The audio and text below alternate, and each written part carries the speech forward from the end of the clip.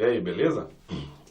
Esse é um vídeo mais curto, mas eu quero fazer assim a respeito de dois personagens mais ou menos famosos aqui no Brasil, mas falando, julgando mais o que as suas palavras, né, e os seus trabalhos, né? Então, no caso, vou me referir a Marcelo D2, ex-vocalista do Planet Hemp, e aquela tal daquela socialista morena, cujo nome real é Sinara Menezes, se não me engano.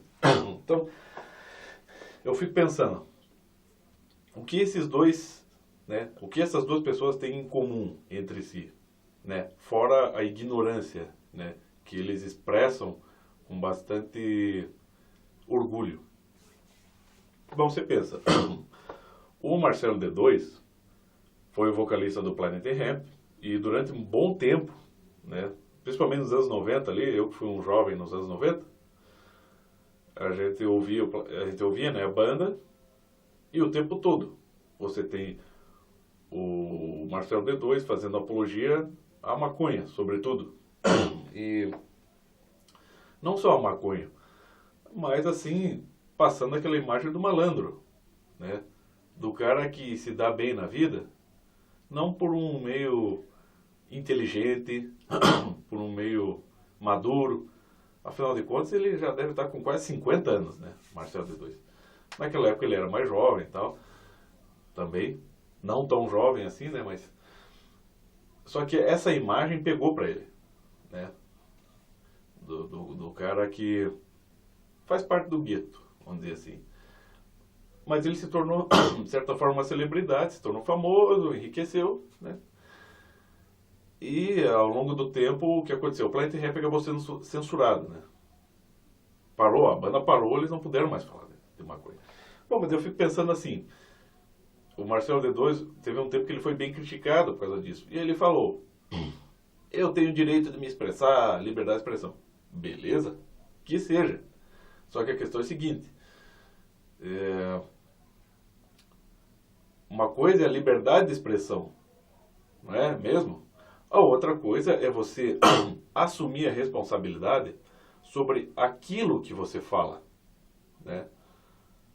Ou as duas coisas ou as duas coisas andam junto, ou você simplesmente está fazendo uma apologia ao mal, né? E sendo irresponsável, né? Ou você fala alguma coisa que realmente vá ter uma repercussão positiva, né, sobre as pessoas, sobre a sociedade, ou você só está fazendo, né, o que você está fazendo é ajudando a degradar mais, porque se você fala em droga, né, e vir com esse discurso mentiroso que sempre havia nas letras do Planet Hemp, né, dizendo que maconha não vicia, o que vicia é ignorância, que não sei o quê, né, como maconha não vicia, né, como, o que usar maconha melhora as pessoas? O que isso tem melhorado a sociedade? O que isso tem melhorado a cultura?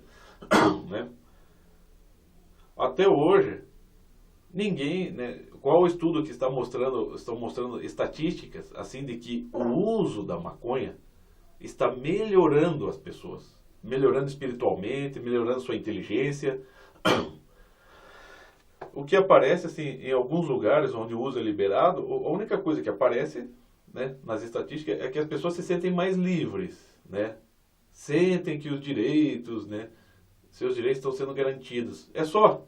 Mas se desse direito, dessa liberdade conquistada, sai alguma coisa boa, é outra história. Então, Marcelo D2, passado o tempo, né, você vê, outro dia passou um especial dele no canal Bis. Né, ele tá lá, acho que ele estava com o filho dele, com alguns amigos no estúdio, e ele falando ali da carreira, né, de como ele compõe as músicas, mais ou menos o dia a dia do cara. Então, aquele cara que era assim, aquele ídolo ali, né, da juventude, quando você vai chegar perto, mesmo mais no íntimo, e no que acontece no estúdio, o que acontece em casa, aí você vê que é uma vida chata, sem graça, e aí você vê que o cara é pobre de ideias. Quer dizer, ele está lá com os amigos dele, num estúdio super equipado, né? Um estúdio de primeira linha. Para o quê? Para ficar falando bobagem, para escrever aquelas letrinhas de merda que ele escreve, né?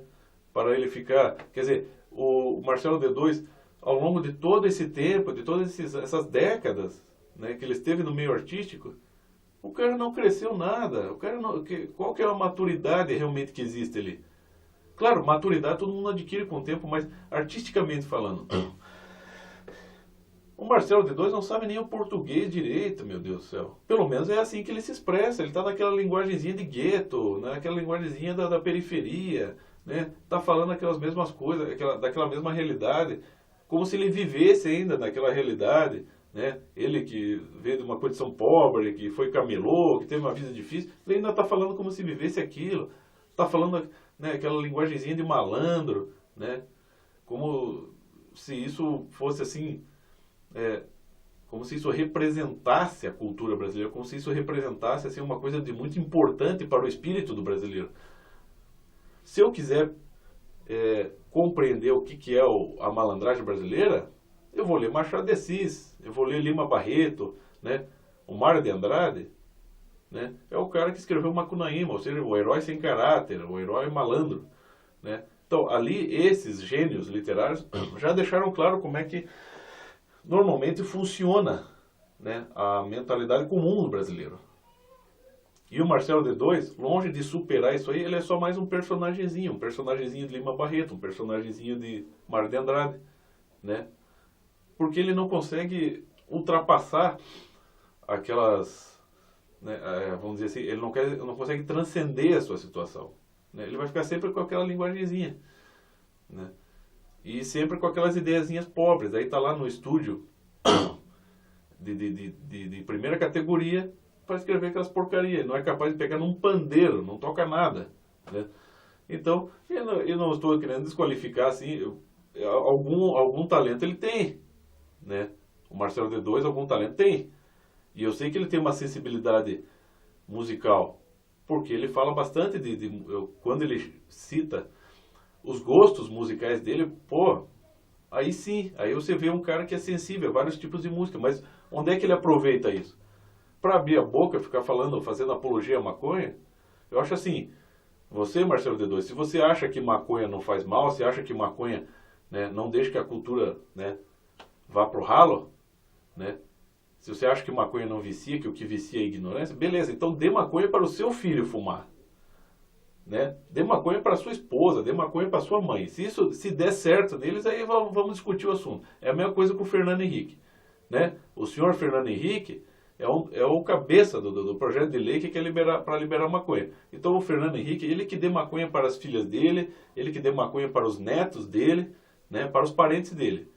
Tá? Deixa a família toda doidona falando maconha. Se der certo, aí venha discutir em público. Agora, é aquele troço do é bom no cu dos outros, os outros que fumam maconha, né? Vamos liberar para todo mundo aí, porque é um direito, estamos num país democrático, né? Vamos fazer um projeto aqui que libere as drogas para que se acabe com o tráfico ilegal. O que é, meu?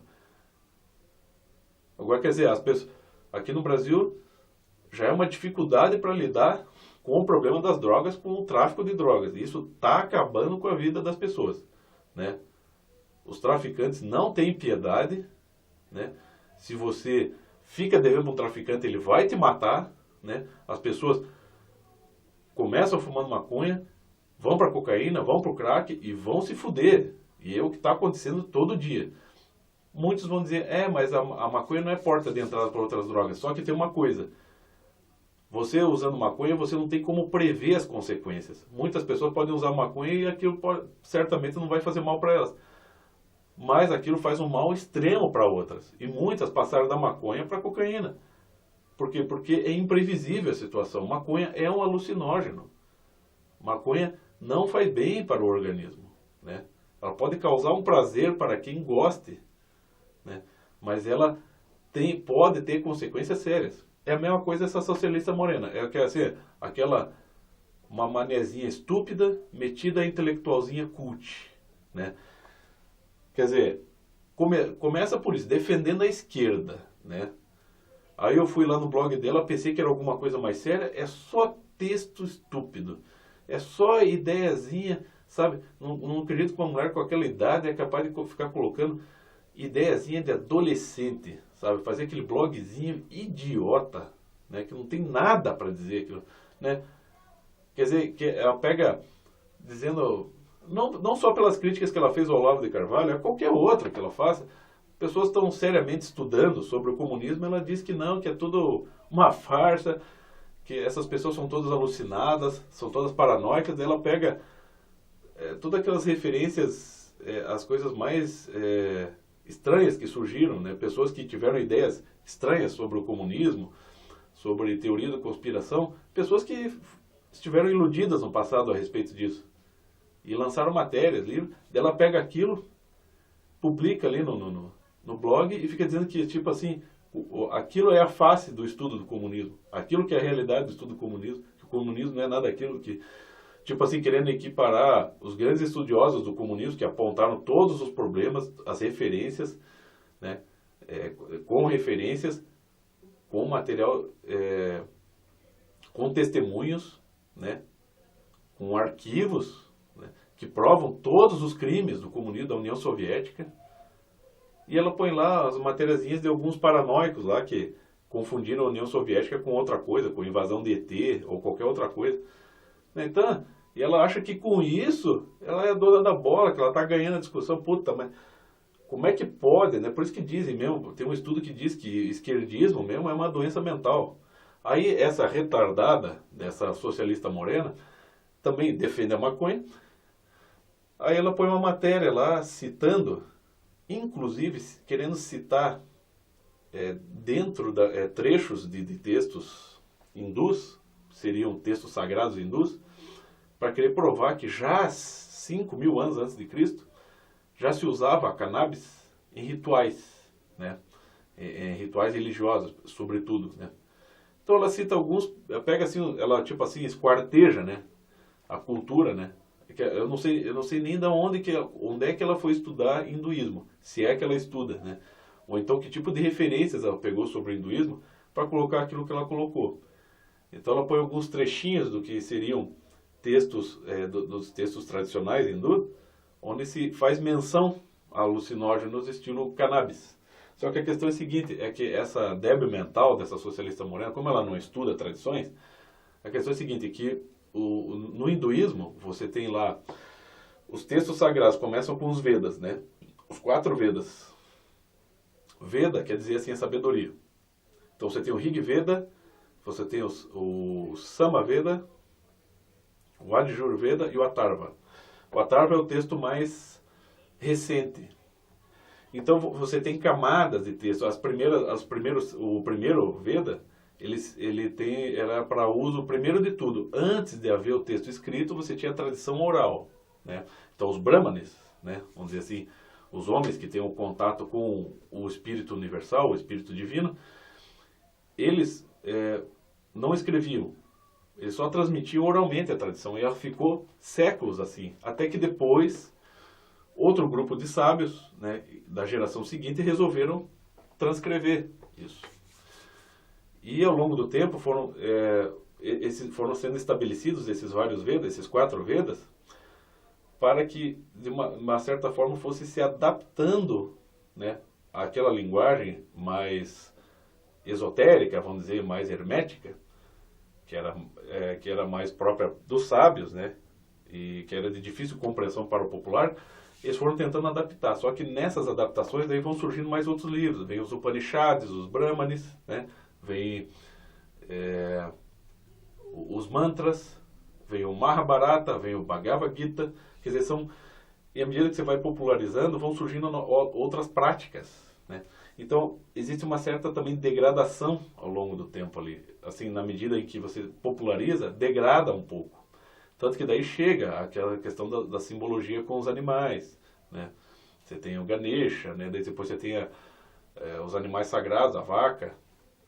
Por exemplo, mas esse é o aspecto mais popular e mais superficial e mais degradado, né?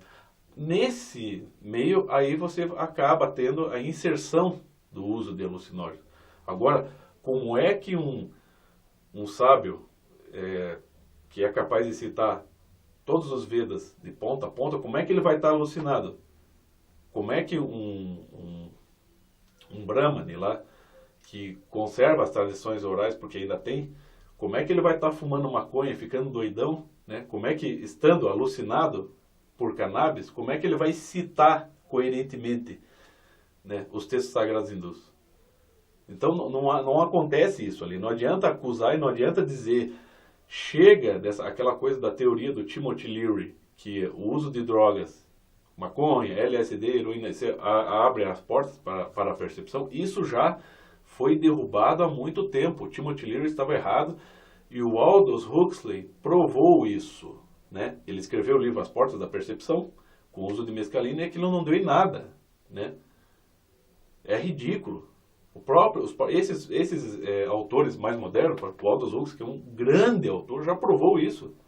Essa socialista morena, essa mulher, assim, além de retardada, né, ela quer um diploma de retardada. Né? Ela não entende nada, não entende de tradição, não entende de estudo, não entende de cultura. O que ela quer é fazer propaganda socialista. Né? O que ela quer, né, é ser aquela... como é que é? Ela quer ser aquela feminista, né, que adora cuspir na cara dos homens, né, e rebolar, né, mostrar o que ela tem de bom, que deve ser só o corpo. É isso aí.